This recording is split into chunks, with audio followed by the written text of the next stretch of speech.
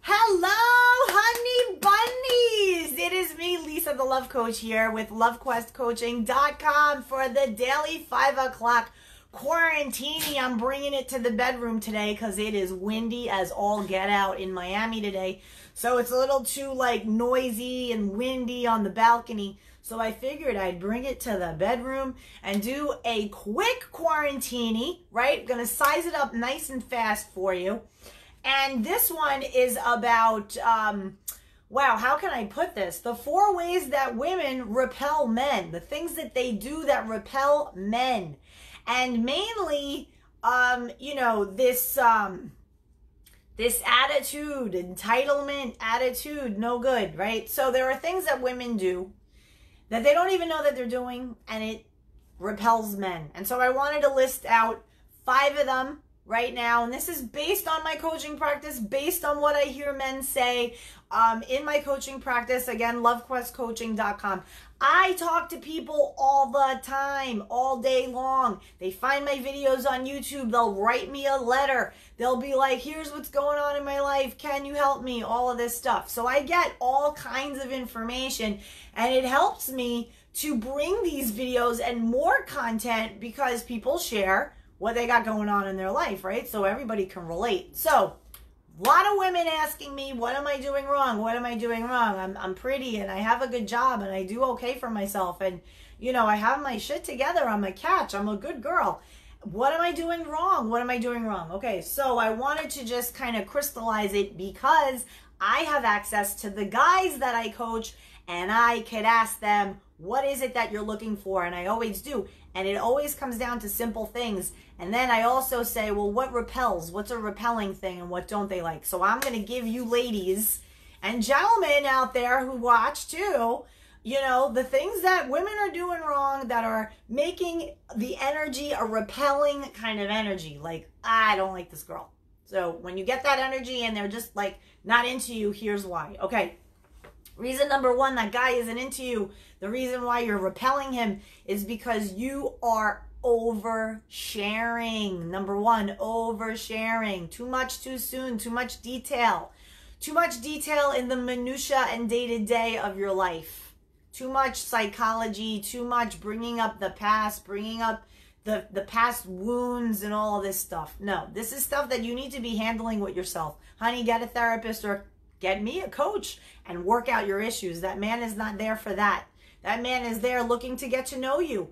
And if you think that you come on a date, right, and one of the mistakes that you're making is, I overshare, I give too much away, I tell them too much about myself, personal things that, they haven't really earned my trust yet, and I'm volunteering all this information about myself, that is a red flag on yourself, penalty on the play. You need to understand what it is that you're looking for, right? And I'm going to give you the reason why you're oversharing, right? Oversharing comes from a place of insecurity.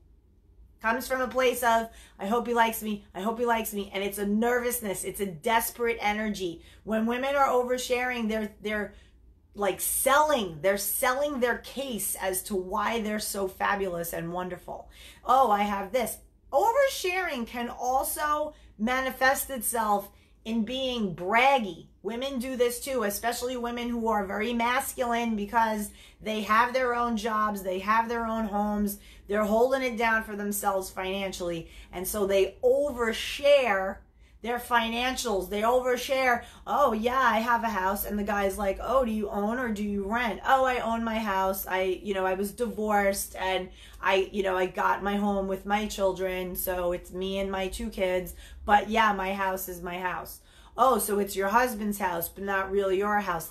These are the questions that women get, and they aren't aware that that guy potentially could be sizing you up to become a narcissistic squatter in your house, where he'll schmooze you and tell you all the right things, but the real deal is he's looking to angle into your life because you have the banging apartment or the banging condo or the banging house, and he just wants to come in and slide himself right in. So you need to be very careful with the oversharing. But in the case of the type of oversharing that repels men, It is the one that is rooted in insecurity. You're sharing too much. You're telling them things and stories about your life that just, it's not relevant, and it's too soon, too much, too soon. So for information on what do you share on a date, I have a blog at lovequestcoaching.com, 20 great questions to ask on a date. This is the stuff that I help people do. I help them frame themselves so that when they go out on a date, they know how much of themselves that they're going to reveal, and they know how to answer some questions. Charles Dubb weighs in and he says, I love women, not little girls. That's right, Charles Dubb. There are a lot of girls out there, a lot of girls. Older women acting like little girls needs to stop. It's repelling men. I love that comment, Charles Dubb. Elaborate a little bit. Help the ladies out. Tell them what you mean when you say you like women and not little girls. What are some examples in your dating life that you've seen a behavior? What's an example of a behavior of a little girl? And I'll read that out when that comment comes through. Thanks so much for weighing in. The other thing that women do that is an energy that men pick up on, that repels, and they go running for the hills, is coming across too needy and desperate. Too needy and desperate. It is an energy. It is not necessarily what you say. It's a feeling. It's an energy. It's an energy that says, please like me. Please think that I'm good enough. Please pick me, choose me, love me, be with me, be with me. Please be with me. Look how great I am. I'm wonderful. I can be this to you and that to you and the other thing to you. That is annoying. Nobody wants that. It's repelling. So any kind of needy energy, gotta squish that energy. A needy energy is one that comes across like this, as opposed to an energy that's like this.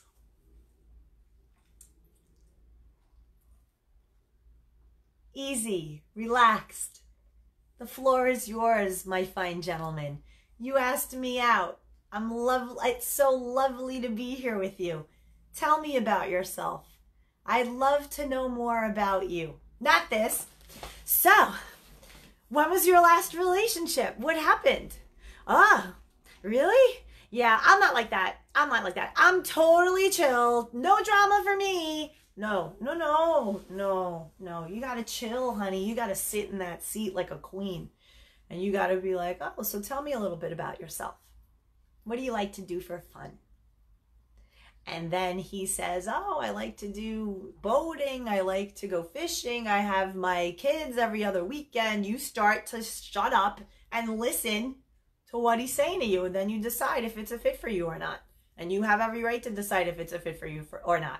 But when you reveal to him that it's a fit without even knowing who this guy is in the first 5 minutes, it comes across needy and it comes across desperate. No good.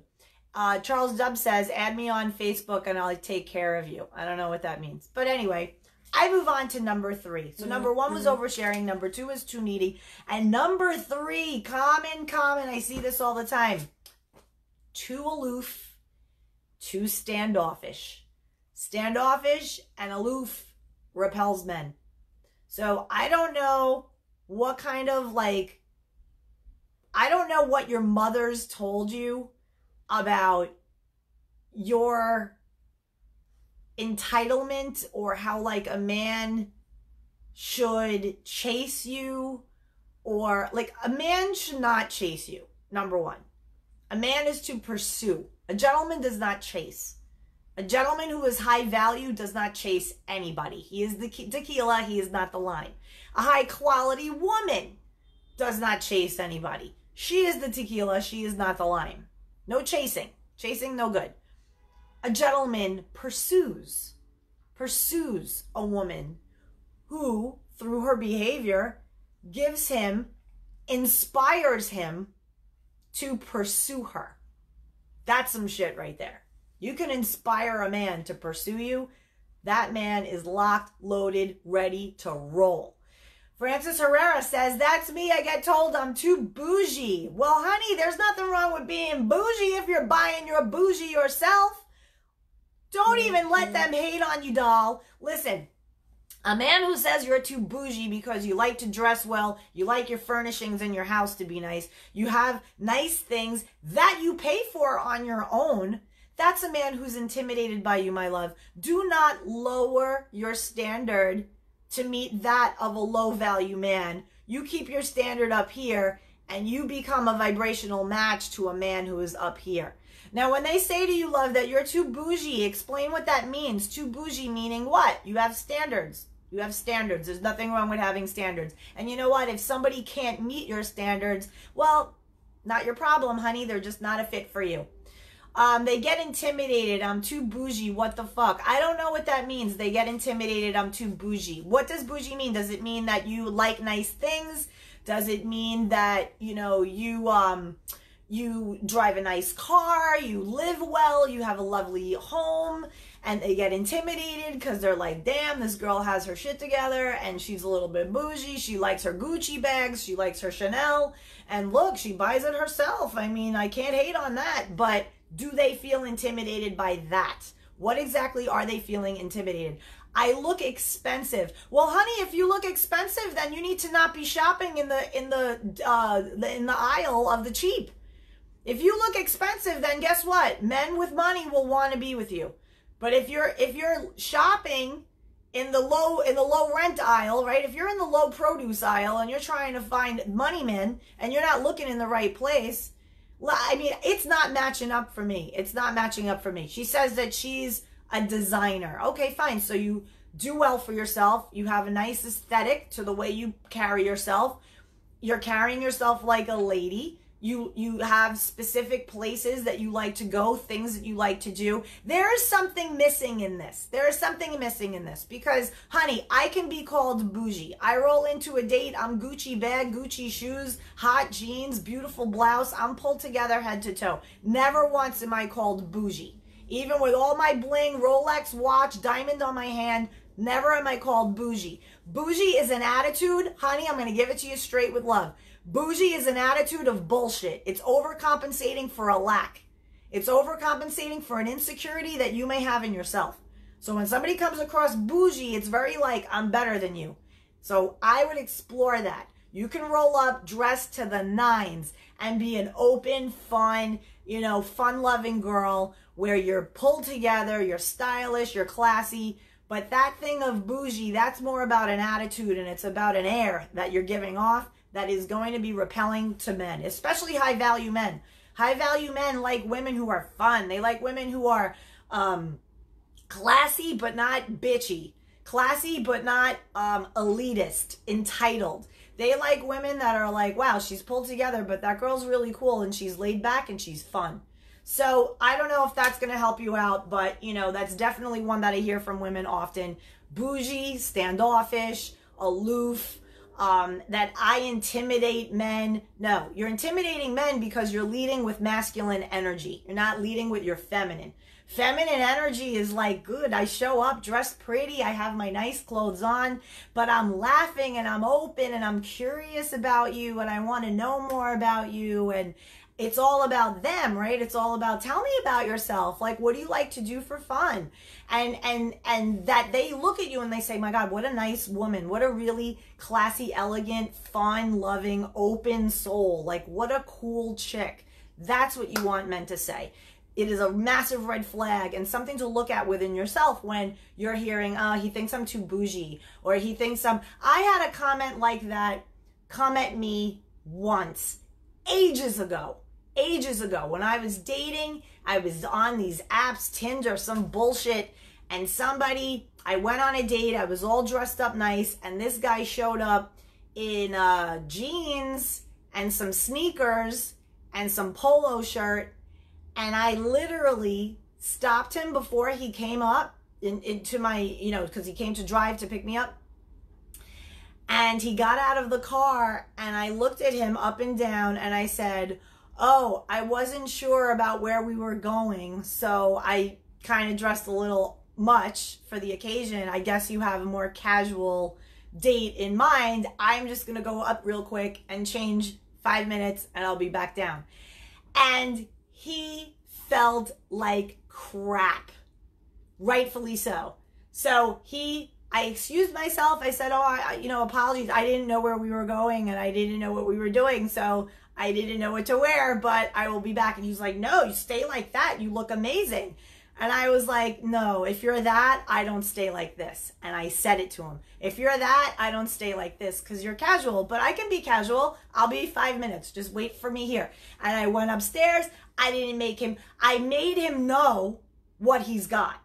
I made him know that if you're like that, honey, I can't be like this because you're casual. But that's okay. I'll just go up and be a minute. Ran upstairs, threw on jeans. I think I even threw on like a Yankee hat and like a cool little polo shirt with some my Vans sneakers. I pulled it together cute and out the door I went. And he was a nice guy. He was a cool guy. Not for me, obviously, but cool guy nonetheless. But imagine, he said to me, oh, you're one of those Miami girls that you always dress up. And I said, well, when I go out on dates, like, yeah, I like to wear a dress. I live in Miami. It's hot. I like to, and I wasn't really wearing anything that crazy. It was just a simple tank top, tight knit dress with some heels. But it was, overdone for what he was looking like. If I'm going to be in heels and dressed up, I am not going to be with a man who is showing up in New Balance sneakers and some bullshit dad jeans and a polo shirt. It's just not going to happen. So that being said, we have unpacked the too aloof and standoffish issue. And oh, Francis, amazing. You make a great point. All the gay guys love you. My love, all the gay guys love you because you have masculine energy in a female body. You have feminine packaging with a masculine energy. As soon as I hear that gay guys love you, that's the key. That's the reveal right there. That's when you know you need to start stepping into your feminine and not so much with the masculine. And oftentimes that happens with women after they get divorced, then they start to like really handle their own stuff on their own. They start handling their own money. They start handling their own shit. They're raising their kid. They're holding it down. They're assuming the role of both the mom and the dad, the woman, the female, the masculine, the feminine. And they take that masculine energy with them out on the scene, and they're leading with that. So I would advise you to do some sacral chakra work, handle some whatever is going on with the limiting beliefs that says that you need to be in a fight mode, in a guarded mode, I gotta do this, I gotta get things done, as opposed to the more feminine, which is about being, holding the space and just being, existing with joy and the calmness and the nurturing quality, like the way you would be with a young child. Somebody who needs your nurturing, needs you to pay attention, to see them, to acknowledge them, to validate them, and doing it in a way that is inviting and calls them into you. Okay, so then you're going to be irresistible. Number 4 reason you're repelling men: too unavailable. Too unavailable. You say you want something serious, you say you want to be in a relationship, but when it comes time to make a date with you, I'm not available, I have a business trip, then I come back, then I'm going to go away with my mom and my sister, then I come back. Okay, I can be ready for a date on the 15th of the month. Look, my loves, get your life in check. Understand if you're really available. Are you really available to date this lovely man who's coming at you and being like, wow, pretty girl, like I'd love to take you out? Here's the rule of thumb, ready? If you meet a man and you cannot see him within 3 days, you're not available. Point blank.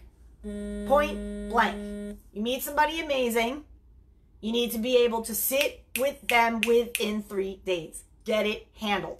And now we're in COVID-19, so obviously during coronavirus, you cannot be like, face-to-face dating people, obviously. But a lot of people are doing amazing FaceTime courtship, full-on courtships happening.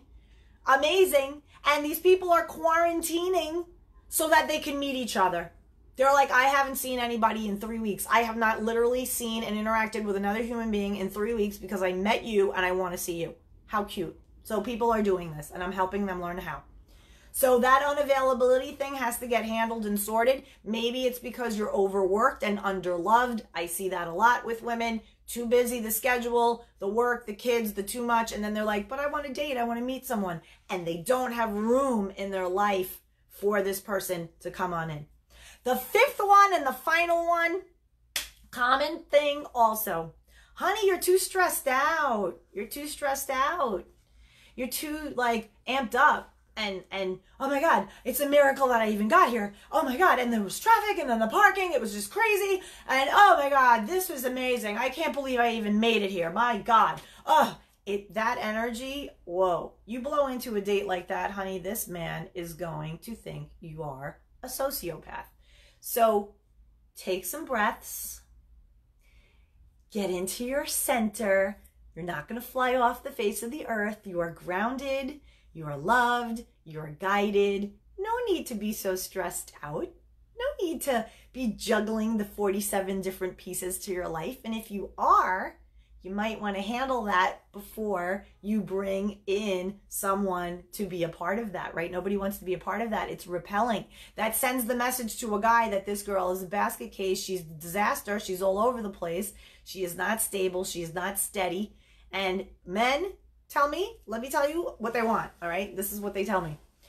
Lisa, I want a rock. A rock. I want that woman to be my ride or die, my confidant. The woman that, like, if I have something going on at work, that I can come to her and she'll be like, babe, what's going on? I see that you're very preoccupied in your mind. Are you okay? Is everything okay? And that I then can tell her, oh my God, baby, there's something up at work. I'm freaking out about it. They put me on task to do this assignment because this other person took a leave of absence. And now it's all on me. And I'm not really confident in what I'm doing. And that woman can turn around and be like, baby, it's going to be okay. They wouldn't have given you that responsibility without faith in knowing that you can do it. So tell me, what is it that you think you need to do? Like, what's going on? And that I can just talk without judgment, without any kind of, you should do this and consider do this and did it. No, just let me be there. Be there for me. Men want that. A man, when they receive awards, if you ever watch the Oscars, the Golden Globes, whatever, and these, not the actors, but sometimes the actors, but the directors, the people who are behind the scenes, the light guy, best lighting, best costume, best stunt coordinator, whatever. When they go to accept their awards and they thank their wives, notice what they say. They thank a bunch of people and they're like, then they get emotional and they say, I also want to thank my beautiful wife. I could not have done this without you. You are my rock, you are my light, and I love you, and I share this with you, and my kids, but it's that, right? That's what you want to aspire to be for a man. It took me forever to understand that, and a lot of healing within myself so that I could be that. Because usually, type A girl, I'm like, all right, baby, what the hell's up with the attitude? Because it sucks. Like, seriously, what's going on with you? Like, you're all over the place. What is that? Judgment, criticism, it puts somebody on a defensive, right? But when I learned through my own how to master communication for a man, where it's feminine and mushy and gooey, center, but firm and solid, and I say, baby, are you okay? I don't know. I know your faces. I've been with you long enough that I know your faces, and this face to me seems like you're worried, like you're thinking about something. What's going on? That's concern, caring. I love you.